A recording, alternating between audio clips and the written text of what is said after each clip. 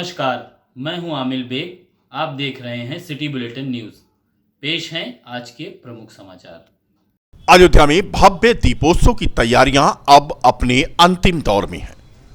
25,000 volunteers विश्व कीर्तिमान के लिए 21 लाख से अधिक दिए प्रज्वलित करेंगे।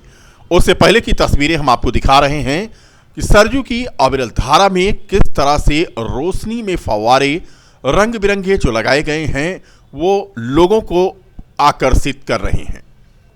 दीपोत्सव के दौरान 51 घाटों पर दिए जलाए जाएंगे।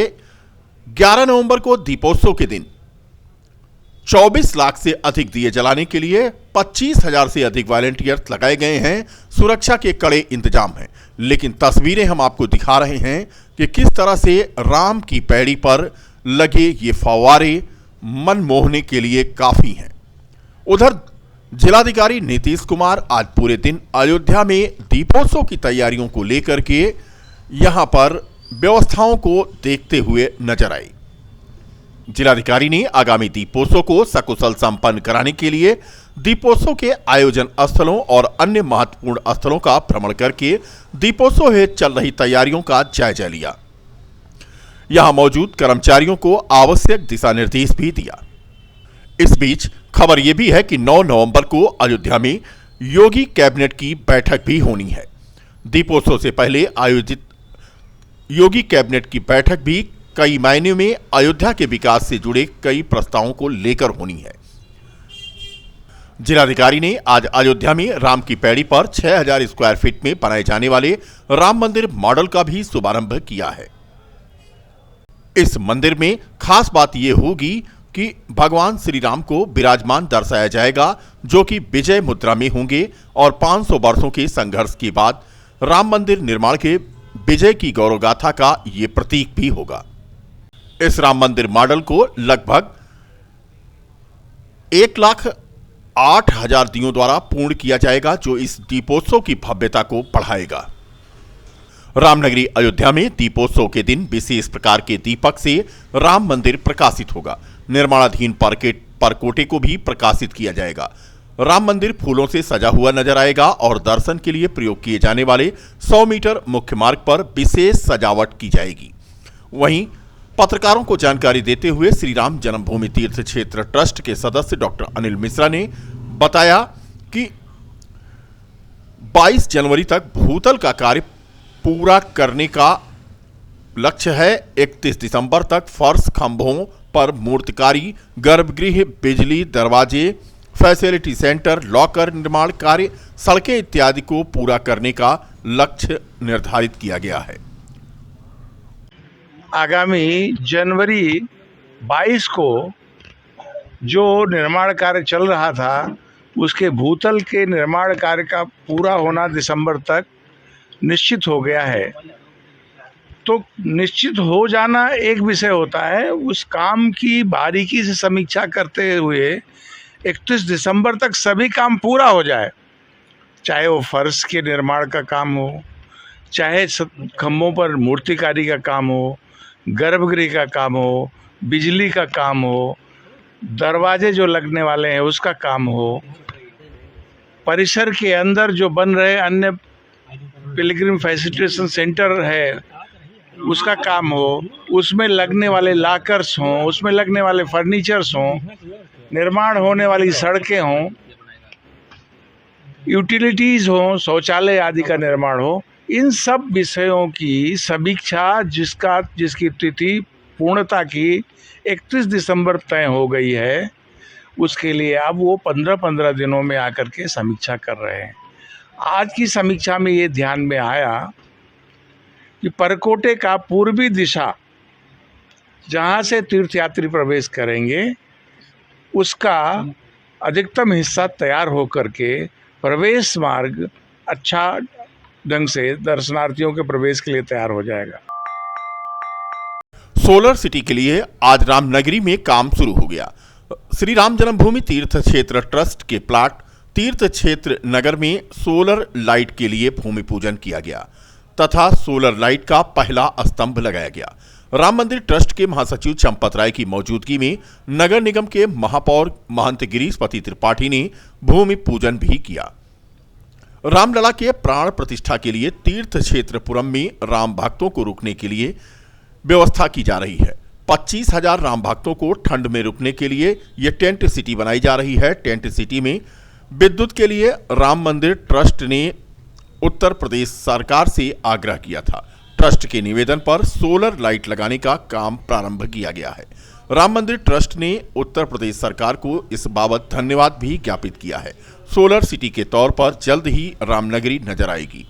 प्रथम चरण में 1500 लाइट से रामनगरी में जगह जगह सोलर प्लांट और सोलर पैनल लगाए जाएंगे।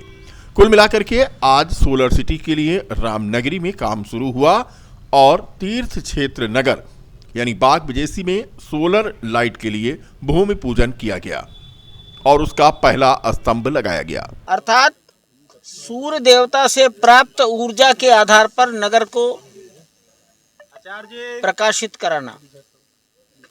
सूर्य इस सृष्टि का ऊर्जा प्रदान करने वाला पहला स्रोत है और एकमात्र स्रोत है। सूर्य ऊर्जा देता है और पानी से ऊर्जा निकाली जाती है, तो सूर्य ही वास्तविक ऊर्जा का स्रोत है। इसलिए सूर्य की ऊर्जा से नगर को प्रकाशित करना, ये एक सार्वजनिक स्थान है, ये जनता जनार्दन का है। जनवरी की तैयारी, यहाँ कई हजार लोग आएंगे, शीत में अपनी रक्षा करेंगे, भगवान का प्रसाद प्राप्त करेंगे, उस सुविधाएं यहाँ तैयार की जा रही। इसलिए हमारा निवेदन था, उस निवेदन को स्वीकार कर लिया गया और इसलिए पहला स्तंभ, शायद पहला स्तंभ तीर्थ क्षेत्र पुरम कहते हैं नगर को, अर्थात विद्याकुंड, मणिपर्वत, रानोपाली मार्ग पर ये मैदान पड़ता है। वहां ये सीआरपीएफ 63 बटालियन के नए कैंप का आज उद्घाटन हुआ। दिल्ली से सीआरपीएफ के डीजी डॉक्टर सुजय लाल थाउसेन ने वर्चुअल रूप से इसका उद्घाटन किया। इस मौके पर आईजी सीआरएफ मध्य सेक्टर सतपाल रावत मौजूद रहे। थानापुरा कलंदर क्षेत्र के चांदपुर प्रयागराज हाईवे के बगल में सीआरपीएफ का नया कैंप बनाया गया है। अंतर्राष्ट्रीय एयरपोर्ट को भी ये कनेक्ट करता है। सीआरपीएफ कैंप उद्घाटन के बाद आईजी सीआरपीएफ सतपाल रावत ने कहा कि आने वाले दिनों में अयोध्या में भीड़ बढ़ेगी, सुरक्षा एजेंसियों के लिए भी चैलेंज बढ़ेगा। सिर्फ सीआरपीएफ ही नहीं, जितनी भी सिक्योरिटी फोर्सेज अयोध्या में लगी है उन सभी के लिए चुनौतियां बढ़ जाएंगी। सीआरपीएफ ही नहीं, सभी सुरक्षा एजेंसियां चुनौती के लिए तैयार हैं। अभी बहुत से सुरक्षा के नए उपकरण आएंगे और सुरक्षा की दृष्टि से नए प्रबंध किए जाएंगे। कम्युनिकेशन कॉम्प्लेक्स के सवाल पर आईजी सीआरपीएफ ने कहा कि हम मोबाइल पर निर्भर नहीं, हमारे पास बहुत से अल्टरनेटिव सुविधा उपकरण हैं, जैसे वायरलेस सेट, हमारे पास अपनी एलोकेटेड फ्रीक्वेंसी, हमारे पास सेबरलीज लाइन भी उपलब्ध है। हम कनेक्ट हैं ऑल ओवर इंडिया से। ऐसा नहीं होगा कि एक साथ सारी चीज कोलैप्स हो जाए। 25 एकड़ जमीन पर लगभग 100 करोड़ की लागत से सीआरपीएफ का ये नया कैंप बनाया गया है, जिसका आज उद्घाटन हो गया। देखिए, अयोध्या में हमारी भूमिका आज से नहीं है, वर्षों से है। और जो पहले रोल था वही सेम हम लोगों का रोल है, कंटिन्यू वही कर रहे हैं। अयोध्या होने के नाते कितना फील्ड में तो आपकी वो वही सही है जी है। बड़ी, लेकिन इस तरह से देखिए एक खास तौर पे इस तरह के इलाके करके कितना आपको चैलेंज लगता है और कितना सेंसिटिव के हिसाब से किस तरह से आप नहीं, देखिए, जहाँ तक चैलेंज की बात है तो सीआरपीएफ के लिए कोई भी चैलेंज नया नहीं है, ठीक है। तो ये चैलेंज भी हमारे लिए नया नहीं है, सिवाय इसके कि यह अभी जब से मंदिर निर्माण का कार्य शुरू हुआ है। तो इसमें कई तरह की टेक्निकलिटीज इन्वॉल्व थी और पूरा होने के बाद में जैसा आप भी सब जानते हैं कि और ज्यादा हमारे जो श्रद्धालु होंगे वो और ज्यादा आएंगे। तो जब जब फुटफॉल बढ़ेगा, जितने ज्यादा नंबर बढ़ेगा, उतना ही एक प्रकार से चैलेंज सभी के लिए बढ़ता जाता है। वो सिर्फ हमारे लिए ही नहीं है, जितने भी सिक्योरिटी फोर्सेस यहाँ काम कर रहे हैं वो चैलेंज सभी के लिए रहेगा। और उस चैलेंज के लिए मेरा ख्याल हम ही नहीं, बाकी सब लोग भी उसके लिए पूरी तरह तैयार हैं। सीआरपीएफ लोक निर्माण विभाग के राज्य मंत्री ब्रजेश सिंह आज अयोध्या पहुंचे। सर्किट हाउस में भाजपा विधायकों और नेताओं से मुलाकात की।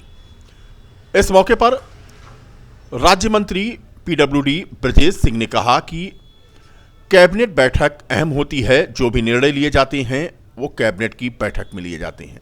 प्रदेश की 25 करोड़ की जनता के हितों को ध्यान में रख करके फैसले होते हैं।